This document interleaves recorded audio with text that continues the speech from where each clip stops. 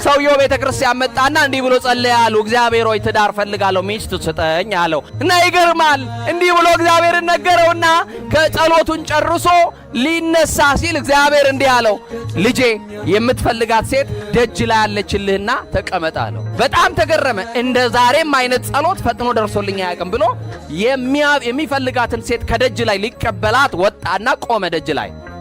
ና አንዷ መኪና ይዛለች፣ በጣም መልካም የምትባል ሴት ናት። ስትመጣ የኔ ጌታ እቺን አርጋታ እቺ ትሁን በቃ እቺ መሆን አለባት እያለ ሲጠብቅ ወረደች።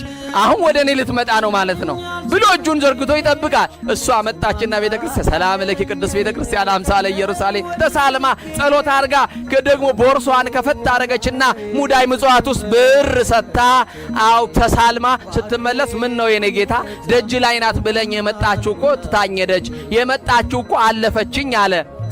አያልፋችሁ መድኃኒዓለም አይዟችሁ። የሰማችሁ ይኖር እና እንደዚህ ብሎ ጸለየ። ምን አለው እግዚአብሔር? ምን ነው የኔ ልጅ ሰማዩን ታያለ?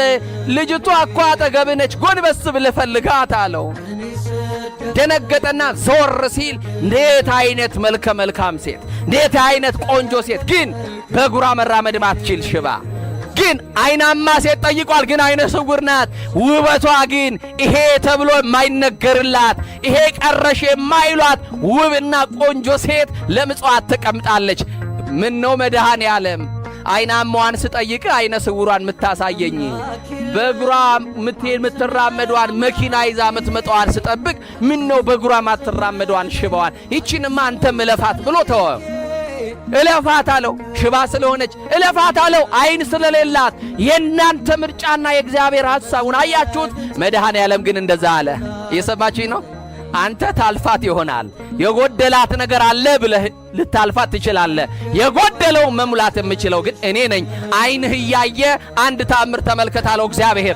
ወዲያውኑ ያቺ ሽባ ሆና በሰው ትከሻ ምጽዋት ፍለጋ የመጣችዋ ሴት እግዚአብሔር በታምራት ሽባ የነበሩ ልምሾ የነበሩ እግሮቿን አጽንቶላት በዛ ሰው ፊት ለፊት አቆማት። ጠፍቶ የነበረው አይኗ ሰው ሳይነካት በራላት። በዚህ ሰዓት እግዚአብሔር እለፋት አለው። እሱ ግን እግዚአብሔር ግን አላለፋትም። ስለዚህ ወገኖቼ የሆኑ ሰዎች አልፈዋችሁ ሄደው ይሆናል። ተስፋ የሰጧችሁ ሰዎች አንተዋችሁም ብለው ቃል የገቡላችሁ ሰዎች አልፈው ትተው ይሄዱ ይሆናል። እግዚአብሔር የመጣ ቀን ግን ያነሳችኋል። እግዚአብሔር በጨለመው በኩል ብርሃን ይሆንላችኋል። በፈረሰው ቅጥራችሁ ላይ ሙሉ ሆኖ መቆም ይችላል።